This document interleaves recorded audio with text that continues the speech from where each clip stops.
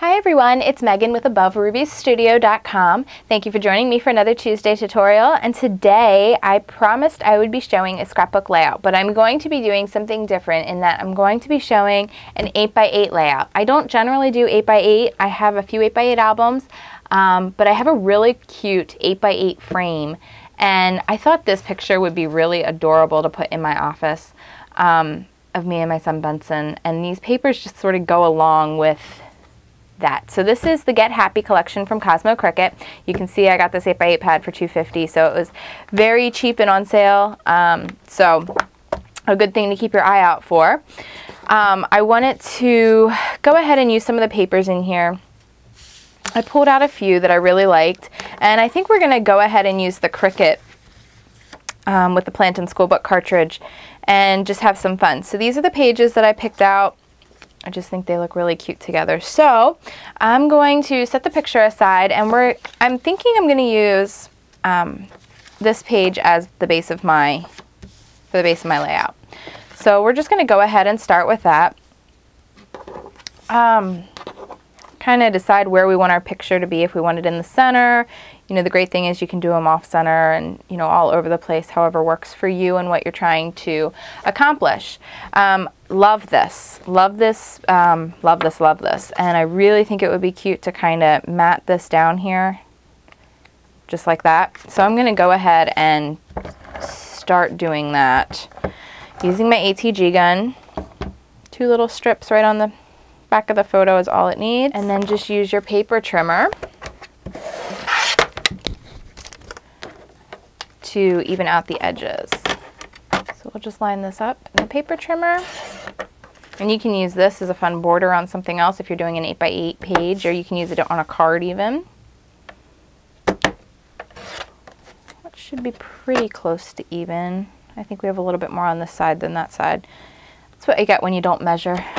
I don't measure very often. I'm also going to cut this in half. I thought this journal tags are really cool and they match perfectly. They're inside the paper pack. Grab my corner chomper, and on the 1/4 inch setting, I'm just going to round the corners just to soften them a little bit, but I don't want them to be too round and take away from the look of the page. But the 1/4 inch is pretty good. I think we'll put that down there. And I was thinking some fun like strips coming out would be really neat. I really like this that it says play here, even though he's all tired. Well, he's tired out from playing, so that's kind of what this day was all about. We were having a great family day. His grandparents were with us, and we just had a really great day. So he got really sleepy, and that's what happened there. So anyway, I'm just cutting some strips. I'm not necessarily making any measurements. There's no real rhyme or reason. I'm just cutting some strips. And you know what? I'm going to take this and I'm going to do a real thin strip from this side because I love all the different colors here. I'll make 2. And I'm just going to grab some Scotch Quick Dry adhesive and go right on my thin strip here.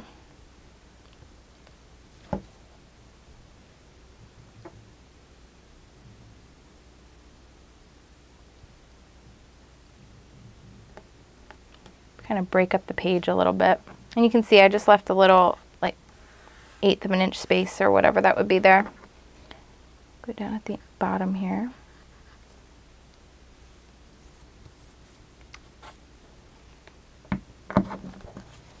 Let's grab one more strip.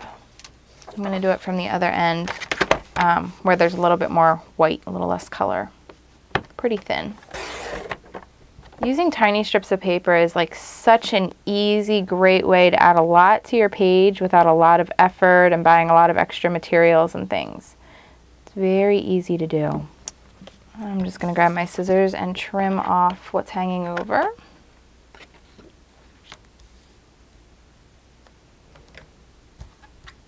Easy enough. The journal tag will go right here. I was really thinking about using something like this at the top of the page here.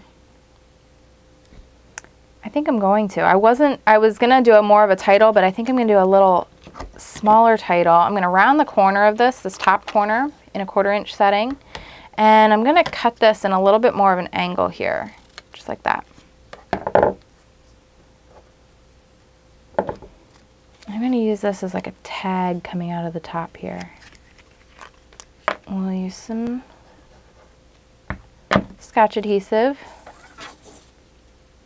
And my photo still isn't glued down. I got my Cricut here, and I have it set on a 3/4 inch setting from Plantin Schoolbook, and we're just going to use the Plantin Schoolbook Cricut cartridge. And I'm going to type My Boy, and I'm going to do it on the tall ball setting.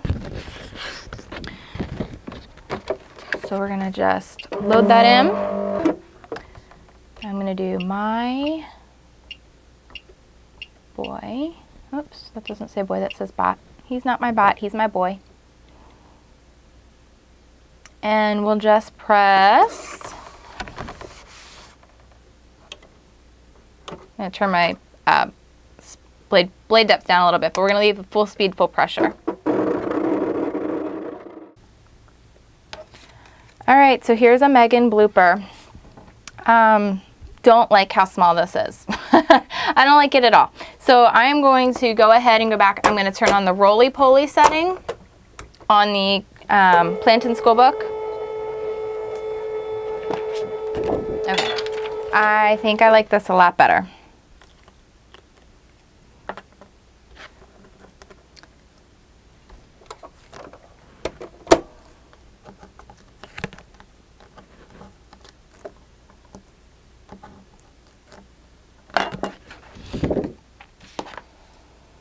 Here we go, we'll move these out of the way.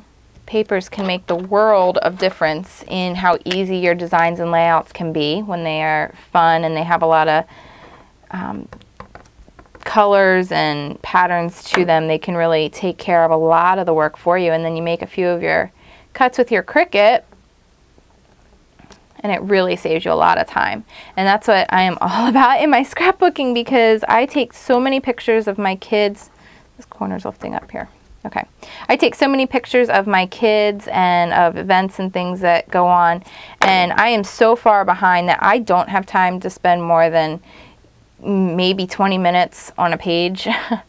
And that's what I really try to keep it to between all that I try to get done. I just really like finding fun Cricut cuts. I really like finding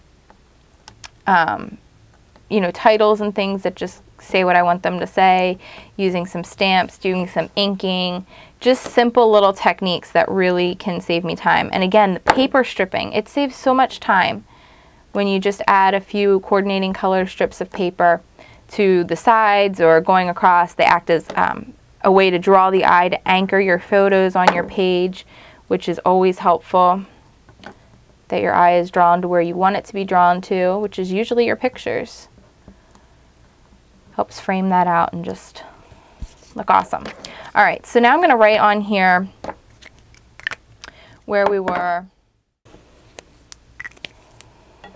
Easy enough. And then I'm going to pop dot up my journal block.